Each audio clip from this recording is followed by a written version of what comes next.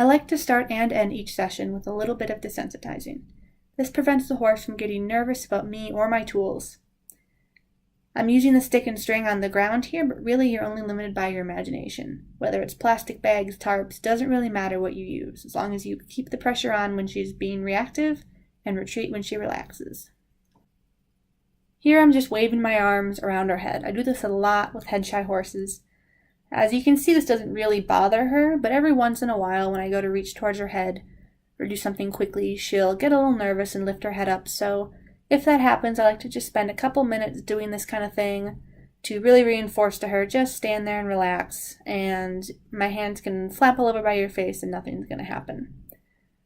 Again, just as before, I keep my hands moving while she's reacting, and then when she stands still and relaxes, I retreat and rub her.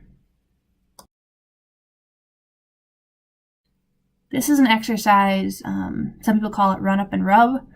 And that's pretty much what it is. I back up and then run up to her, and when I get up to her, I rub her. She's pretty good with this now, so I'm just sort of letting the rope drag on the ground. If she was really nervous about this and wanting to run away, I would just slide it through my hand as I ran up to her so that I could tip her head back towards me if she reacts. You see there, she got a little bit nervous when I ran up. So I'm just going to do it again just to make sure she is calm with me approaching her at different angles and at different speeds.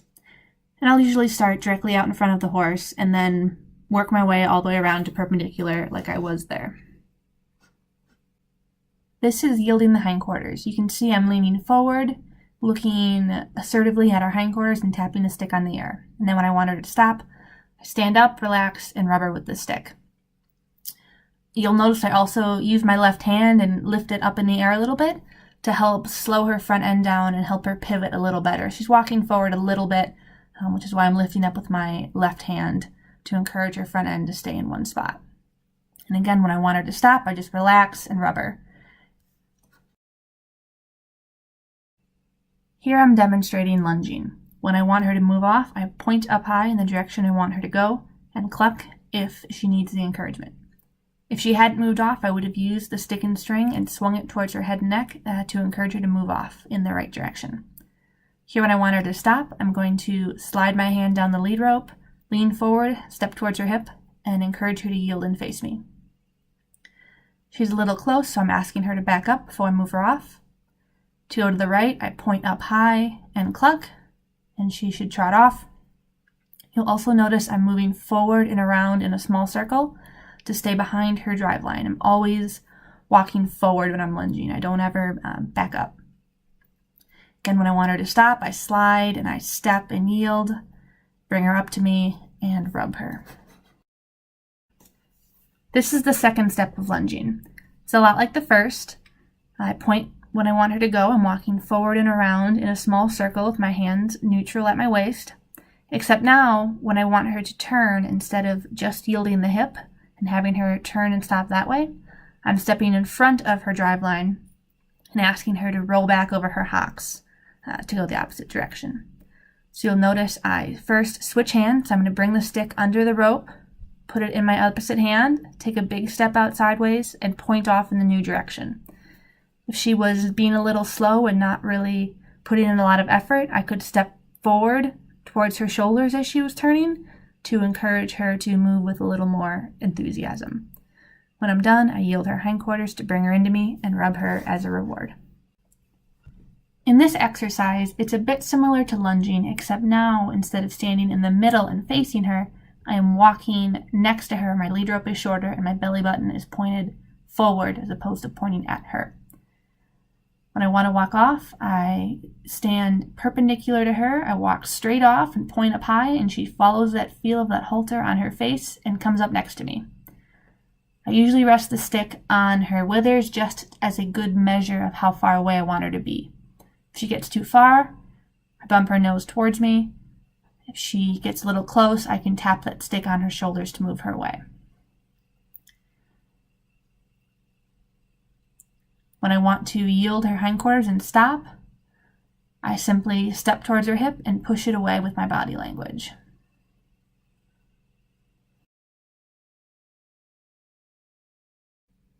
These are the different methods I use when I work on backing. For this first method, I start by wiggling the rope gently and then walk forward, crisscrossing my arms in front of me to encourage her to move out of my space. I'm going to yield her hindquarters, start by just gently wiggling the rope, then walking forward, crisscrossing my arms to move her backwards. When she does well, I'm going to retreat and rub her with the stick. This next method, I tap the air in front of her face with the stick. If she goes a little slow, I'll tap the rope just like I did there, and stop when she backs up. Since her butt is constantly kind of going to my right, I'm going to yield her hip the opposite way. And now I'm going to tap the air in front of her nose. She's backing up nicely from it. If she looks away, I'm going to bump her head back towards me, straighten her out a little bit, stop and rub her. This method I think about marching, so I poke my chest out and look assertively at her and pump my arms up and down to encourage her to move back. If she didn't back up, I could just let the stick swing forward and tap her under the shoulder and encourage her to move. If she does well, I retreat and rub her. Finally, this is backing off steady pressure. Just one finger on the rope. If she gets a little slow, I'll bump with the halter. She backs up nicely off of that. This is yielding the forequarters. I usually hold my hands up, kind of like I have them here. I lean forward, I look assertively at her front end, and I ask her to step around. When I want her to stop, I stand up and relax and rub her. This is really important to make sure she understands when she can just stand still and when she is supposed to move. I'm standing up by her shoulder and asking her left front foot to step in front of her right front foot. Here I'm demonstrating flexing. When I pull on the rope up towards her withers, she brings her nose around and touches by her shoulder. You can see she's so good at it, she practically beats me around, which is exactly what I want. Here she's a little slow, so I pull on her just a little bit, and as soon as she gives and puts some slack in that rope, I release it. This is an exercise I use to teach a horse to go through a small space, or if they're afraid of a sign on the wall or a tarp or something like that, I'll use this exercise. It's basically like lunging, except the horse only goes in a half circle. So I point up high, bring her through the gap, and when she passes me, I step towards her tail and yield her hindquarters. You can also do this on the move. So you'll notice I'm walking forward, pointing. Once she passes me, I yield her hindquarters. So she's basically doing a big C in front of me. Sometimes I'll do this if I'm leading her from one pasture to another. If I notice she's dragging on me and walking kind of slowly, I can point and have her come up in front of me. Now that I'm down at the gate, I'm going to send her back and forth a few times between me and the gap. This is useful for trailer loading as well, or again, if the horse is afraid of something and doesn't want to go by it. Now I'm just going to head off and go back to the other end of the barn. You can do this at the walk or at a jog, in which case the horse just has to move a little bit faster in order to stay in front of you. This exercise starts by flipping the rope around her face. She's not too bothered by this, but if she was really worried about it, I would just keep doing it until she relaxed. Now I'm going to walk up and grab the snap with my right hand. With my left hand, I'm going to flip the rope back until it goes behind her hocks. It's a little bit hard to do with a saddle. It's easier when they're barebacked. I'm going to flip it against her belly, make sure she's not worried about this. Sometimes she'll back up if she thinks I'm asking her to back up with my right hand on the rope. I'm going to step away, put some pressure on the rope, and she should turn. I'm going to point off to the right, and off she goes. Lunge her around a few circles, yield, and go back and do it on the other side. On to the riding exercises. The first one is just having her draw to a stop, and then when I pick up on the reins and lean back a little bit and bump with my feet, I want her to back up. When she softens, I turn the reins loose. I usually will flex each way in between a stop, just because I don't want her to get in the habit of stopping and immediately walking forward. It kind of breaks it up a little bit. This is that same exercise, but from a trot. You can see I sit first and then pull. I want her to back up with some tempo and nice and relaxed in her face. I'll flex her and squeeze gently with my legs and cluck if need be to make her move off again.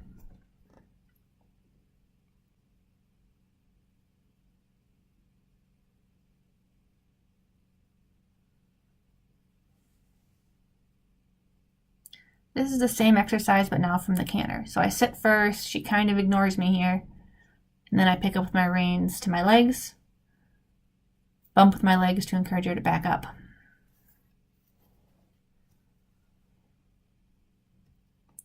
When I flex, I usually bring my hand along the seam of my jeans up to my hip.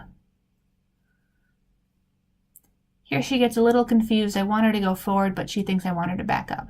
So I just use the reins and tap her lightly behind the cinch to encourage her to move forward. This left lead can be a little tricky for her, so I really think about sitting on my outside butt cheek, kind of shifting my weight that direction and using my outside leg, so my right leg, to encourage her to pick up that lead. This time you'll notice she gets the left lead wrong. So a little trick that I've found that can help sometimes is I actually bend her around the opposite way. So I want a left lead, but I'm going to circle her here to the right. I'm pulling and releasing my right hand to my hip and then dropping it down to my knee when she softens, using my inside leg. And then when I turn her loose, her hip is kind of pushed in a little bit, which helps her get that lead. And again, I'm shifting my weight to the outside. Another thing I'll do is instead of bringing them all the way down to a stop, I'll sit deep and then ask them just to come down to a walk and do a bending circle. Have them walk off again, do another circle in the other direction. Again, I'm pulling to my hip and releasing to my knee and using my inside foot on her belly to encourage her to bend around. So when I pull up to my hip with my hand, my foot goes on. And when I drop my hand back down to my knee, I take my foot off. Then I have her trot off again. I'm going to sit deep, ask her to come back. She had a little stuck there, so I just used my feet to encourage her to walk forward and around. This is great to do on the trail, especially if your horse is a little fresh. If she's not really paying attention, I'll trot her off 50 feet or so, sit deep, just ask her to do a bending circle. I usually do about 3 circles. Ask her to move off again, and then bring her back down. It just gets them thinking and gives them a job to do. And I find they can help focus them when they're a little fresh and the wind is blowing and they're feeling their oats.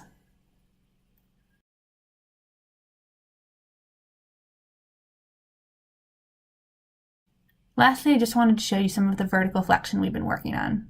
She just started learning this a few days ago, but you'll see how nicely she softens her head. As soon as she creates some slack in that rope, I give the slack back to her. And I always try and end and start the ride with a few minutes of flexing, just so she knows she can relax and stand.